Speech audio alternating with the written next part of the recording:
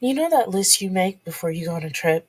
Like the one that has all the beautiful places to visit and all the amazing buildings to see before the end of the vacation?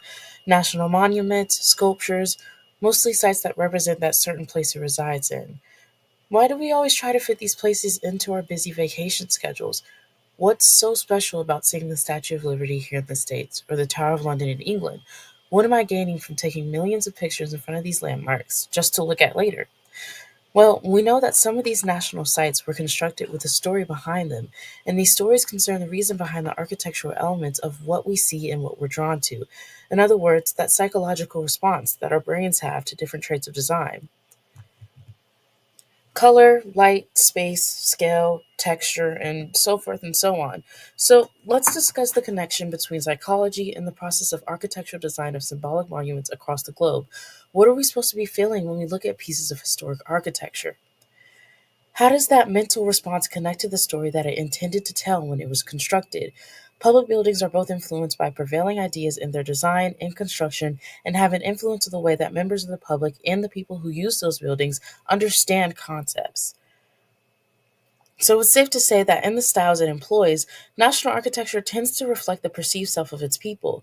Throughout history, the significance of national identity has grown with the historical development of symbolic monuments by many countries, which were meant to evoke a sense of unity and represent historical empowerment. There are landscapes of both the West and the East that displace classical styles, and research has shown that classical architecture, with its symmetry and proportion, often evokes feelings of stability and order. For example, columns, pediments, and arches. I know that usually when you're prompted to discuss historical sites, you want to talk about buildings that are familiar to you and are more significant in global history, like the Great Wall of China and the Taj Mahal. We've all heard of those, though, haven't we? So let's talk about a type of historical architecture that is not typically talked about. For Bahrain, an island country in West Asia, nationalism wasn't a struggle against external factors, but more of an internal manifestation that gathered itself of smaller groups within the nation whose sense of a larger one had almost disappeared. The country was influenced by internal governmental conflict to try to construct a sense of statehood and nation through architecture and solidify itself as a liberal modern state.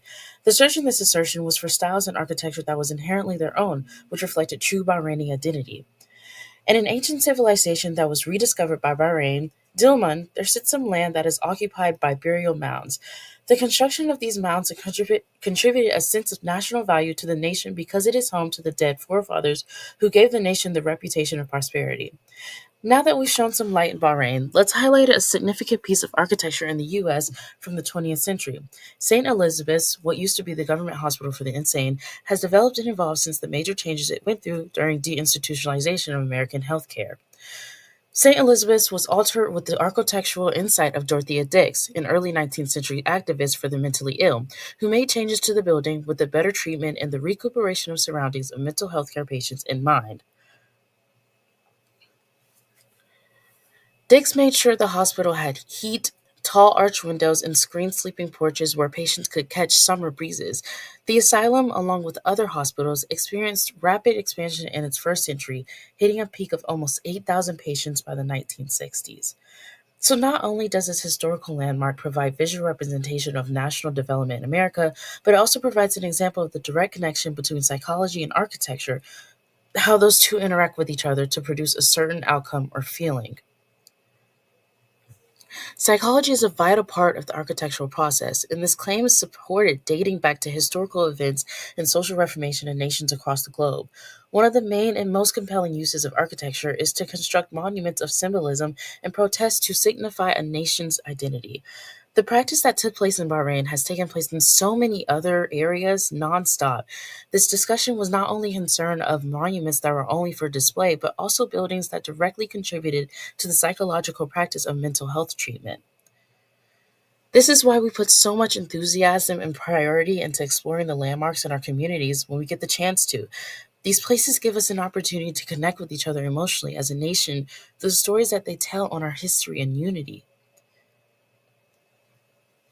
And all of this is accomplished just by the decisions that were made on how to design the slope of a certain roof or the curve of an arch and what influenced that decision.